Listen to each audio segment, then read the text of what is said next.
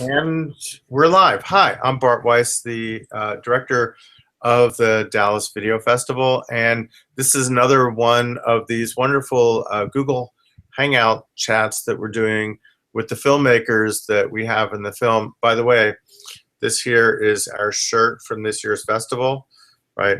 So that's on one side, and All right. can you see what's on the back side? Oh man. So Very. here's the deal. So some people thought this might not be a good thing to have as a real official thing. So these are actually not on display. You have to ask for one of the special shirts. Get this shirt, right? Very cool.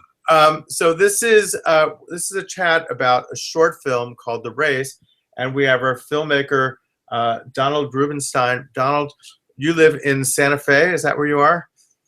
Correct. Yes. Santa Fe. Very much like a Santa Fe kind of place that you're living in. I am, man. This is about 20 minutes outside of town in this remote canyon. It's almost otherworldly out here. Yeah. So you are, from what I can understand, really mostly a musician and a songwriter. How do you sort of think of yourself as a filmmaker and a musician? How do these two worlds kind of come together for you? Sure. Well, first of all, I'm actually, even as a musician, my background is fairly diverse, and my way of working encompasses a lot of different aspects of music itself. So I describe myself, even beyond music, as an interdisciplinary artist. Though I have, first of all, scored quite a few films. Scored a number of. Sorry about that. Keep going. I'm sorry. No problem. All right, go on. So you scored a bunch of. It was interesting. I've scored a number of George Romero films, and recently a film called Blender from Germany. And periodically, when I was younger, actually had a very active film scoring career. But my calling has always been to a very diverse, very artistic point of view that I have, which, and after a while, I left that as a primary vocation, being a scoring, because I'm trained as a composer. I can write orchestrally, and I also write songs. It's often hard for people to understand, but I grew up with all those things, and so my career has divided itself over 26 CDs and a lot of films, and I have an art career as well. Works in the Museum of Modern Art and things like that. So it's just a constant deal. And what happened with the films was that I never thought of making a film. And about maybe I did a crowdfunding type of thing for a project of mine in opera, and I had to make a promo. So I opened up iMovie. And I have been scoring films since I was 25. And it was like, wow, iMovie, cool. And I started to mess with it, and I made this promo. It's like very similar to creating music, composing songs, the whole concept, and it's at your grasp. And my wife asked me, is it very similar for you? And I said, yes, it is. And I like dealing with tangential objects and putting them together. And I sort of save pieces of things. And I began making these films, and I've made maybe 12 or 15 of them. And really? Yeah. And to my surprise, I've just gotten a lot of response in the short year that I've been making them. And so I think it's because I enjoy them so much. They make me laugh. They're fun to make, Yeah. And they are fun. Definitely fun. Yeah.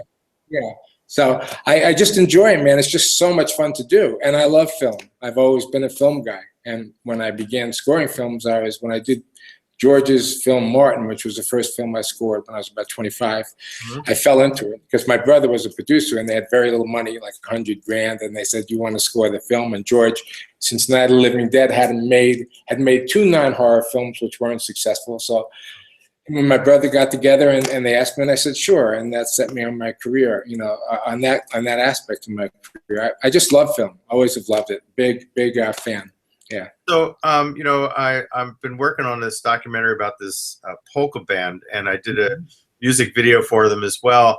And so I had the head guy, this guy named Carl Finch, sitting there editing with me, and he could see, like, this is exactly what I do when I'm in the studio editing music. I mean, it's like you could see it in his head, and like I could feel that what he really wanted to do was say like, move over and let me do this. I can figure this out. Yeah.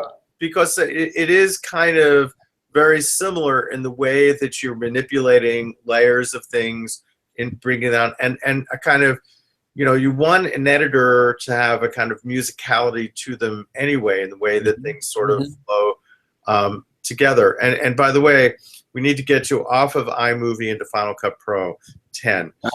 Okay.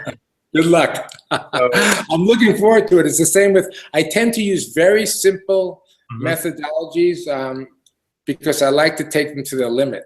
So I like to really, you know, I'm just about, having made around, I don't know, 12 or 15 films now, I'm getting there. So I'm about ready to make the move, because you do run into those dead ends. But so if I could come up to Santa Fe and spend 3 hours with you working on Final Cut Pro 10, you will never go back to iMovie, I swear. I'm sure, man. I'm sure. You know, I had someone, I'm sure that's the case. I had a filmmaker friend of mine, I'm sure that's the case. I have the same thing with the art program, Adobe Photoshop. Photoshop, yeah. And I have these works that people say, oh, you do those in Photoshop. So I say, not really. I just do them with that little thing on top of the computer that, you know, I manipulate. It's just part of it that actually grows out of just OD'd when I, you know, the whole thing with electronic music and having your own studio and having to learn so much about the electronics of things and reading.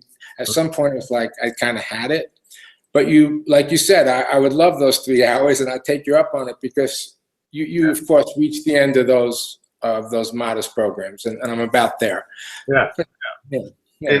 You'll be able to take it further. I mean, Yes. you've gotten now beyond the point of just being a hobbyist at it, and you want to do a little more. So let's talk about this film. Yeah, Where did the idea for this come from? What were you thinking about? Were you looking around? You had a couple of dolls around the house, and you said, "Let's make a move." Well, believe it or not, because we're probably, you know, about the same age. I have no idea, but I have a son who's about to turn 3. Okay, I have this boy in my house that's and so he's got the Superman. He's got everything here, and I pick up my iPhone, and one day I'm taking photos all the time. I snapped a little video, I ran a little bit, and sometimes I like them, and if I like them, I keep them. And I remembered that I liked this little bit of footage I shot. And what happens is, then this is how I often work. I had this other text that I'd written about my solution to the economic disparity of our country and that sort of thing. And and then I just saw them all fitting together. An idea came. Oh, I can use this, and I can use that, and I can put them together, and it kind of formed. And I work quickly in that respect. But then editing it and getting it to a place where I'm really happy with it does take a bit of time, quite a bit of time actually, and I get obsessed with it. So so that's how it came about. I saw my son's toys, and this idea of the race came up, and then the race as it's connected to the race we all run in this life, and then the meaning of competition and how I feel about that all kind of got boiled down to this little 3-minute sort of context that I was able to sort of use my little thing to make myself laugh and make my point, and that's what happens. Yeah. And it does it nicely, and it's like, you know, sometimes you see a short that like tries to do too much and starts getting, this like does what it wants to do, and it makes it's fun, and it's like just the right length. It's like perfect. It works really nicely. I appreciate that, because I appreciate that. Yes, I'm just trying to finish the building that's in front of me. Let it run its course and move on. Yeah. So are you going to be able to come down and join us for the festival? I'm hoping I can. I mean, I wanted to come last year when you were kind enough to include one of my first films, and I totally would love to come. And frankly, I'm waiting to see. I got back from New York last night. I'm like you. I've had an hour and a half sleep. I have a one-person art exhibit coming up, another art exhibit in Boston, and a series of concerts with Bob Moses, a jazz drummer, and I'm doing a series of concerts beginning November 7th or 8th, and that's my quandary. And I'm hoping to come because I would like to. So, but right now it's just a bit of, is this going to happen? Unfortunately, I don't quite know. So I'm waiting to see. So at all, you can come. Do you know about this event we're doing on Tuesday night, the 13th? We're showing the film Metropolis, and we've commissioned a score from this Austin composer, and the Dallas Chamber Symphony is playing, and we have live dance. Oh man, that sounds very cool. That's on the big screen. In a big screen at the Dallas Performance Hall, which is this big, a big stage, large auditorium. This is going to be like a truly amazing and wonderful thing. It sounds great. I mean, I love stuff like that, and I'm glad you told me, because if I do come, I'm going to try and make it from the 13th to the 17th.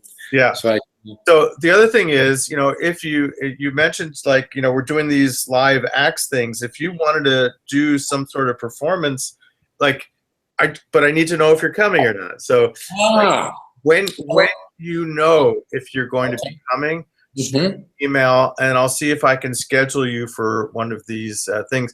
Now, the idea is just like, instead of just having the film, like 15 minutes before the film, we're having a folk singer, a dancer. On one film, we're having like a mime troupe, and just a variety of different things. So hopefully they connect with film. Sometimes yes, sometimes no, but just to sort of open up the idea of what a festival could be. Oh, wow. That sounds very cool. Yes, I didn't know that. Beth and I had sort of talked about it a little bit, and it just sounded like it was a last-minute suggestion, so I had no idea. Thank you for letting me know. Yes, I will absolutely get back to you as soon as it's clear. One good night's sleep, and I should be at least, online. The thing is that, like, after this chat here, people are going to want to come and meet you. So it's like, wow. That's nice to know. I would love to meet people. I mean, I'm into sharing these days. I've spent a lot of my time being reclusive and working on so many projects, and truly, I like sharing. I mean, it's great. So and that's why I'm starting to perform again a good deal more. Starting next summer, I'll be touring, and I love it, and I love film. So, and I love, film people. It's so interesting. I always found it. Yeah, people are, how they have. Film people have a very, at least to me, a type of a demeanor and approach to things that I really enjoy. They like to talk. They like to discuss things. Oh, you bet. We definitely like to talk. And my sense of being in this film world for a long time, people who are interested in film are interested in everything, because there are films about everything. Exactly. People make documentaries about just and there's no end to the detail. It's like people who are interested in the world are interested in film, and film just lets you get a deeper sense of that perspective. You said that is music to my ears, because you explained that really well. It's a thought I've held for a long time, but have never explained as clearly as you just did. Like, from the first time I met George Romero when I was young, and we hit it off, became friends. That's what I liked. Yeah, it's like, hey, did you see this guy, man? You see that crazy dude over there that used to do, that guy in Channel 4 that used to do that? Yeah. And they're always talking about everything. Yeah. And their interest is that's what I said. It's a very particular perspective, and one that's very worldly. And you put it very well. I couldn't put it better. It's nice to hear. And it's a great pleasure. Yeah, that sort of deal. And as a festival director, one of the great things I get to do is to meet all these different people. It's like, and for so many years, there'd be people whose work I've shown 10, 15 years, and I've never met them in person because they live someplace where they're not able to sort of come. But it's really, people making interesting things and then getting to meet them and hear them talk about them. This is sort of why we do what we do. And this is for all of us who do festivals. I actually, yes, I gleamed that. I was very sincere when I wrote, you can feel the creative energy. From afar, I can feel. No, you can. I mean, that's what I thought. You can feel it, and I can, at least, and it excited me right from the start. I could feel it. It's like, yeah, these guys are doing something. They're into stuff, and it's a great thing. So, I've spoken highly of it just from that perspective, without having been there, and also seeing the films you show. But there was that excitement and that whole thing. And then you're in Texas. You know, a world, a world unto itself. I've grown to understand over the years. Yes, it's a very strange, wonderful, complex place that we live in. Very A much place so.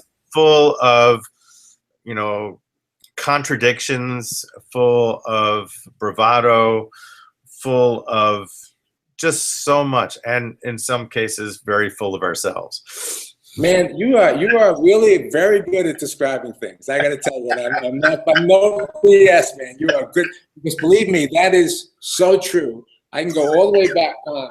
I was introduced to a lot of people. My friend Terry Allen, which some people may know, he's a songwriter. Yeah, Just a songwriter. We've written a number of songs together and recorded some stuff together.